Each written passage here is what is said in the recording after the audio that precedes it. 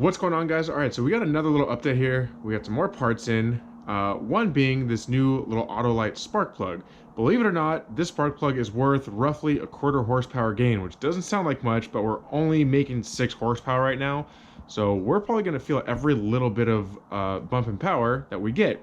So this is actually one of the weirdest looking spark plugs, and I don't know if you can see that too well, but I've never seen a spark plug like that before. So it's really interesting. We're going to toss this guy in, see how she runs, and give you another update because I got some more parts. Alrighty, so on to the next step. I'm doing a new exhaust system with an exhaust that I had on an old dirt bike of mine. So I'll flip the camera around here and show you. It's actually kind of cool. This is an old FMF exhaust off of like one of my old dirt bikes. And here's the old factory exhaust that came on the motor stock. Well, this little flange, I'm glad I kept it. I cut this thing off a long time ago. This simply just went right on there like that.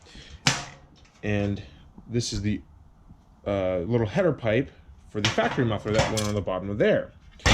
So what I did is basically fit this right over, found out that it fits perfectly, and to where I can weld this on. Of course, I'm going to knock the rest off here, get it all cleaned up before I weld it. But yeah, that fits perfectly. We're going to chop this whole pipe up and make it work with the mini bike.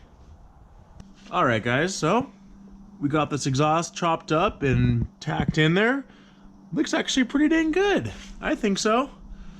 Got it coming out the back here. It's a little crooked. I got to break one of the tacks off and bring it over about an inch. But yeah, I'm pretty happy with that. That looks kind of sweet. And also keep the seat nice and warm too. Looking good.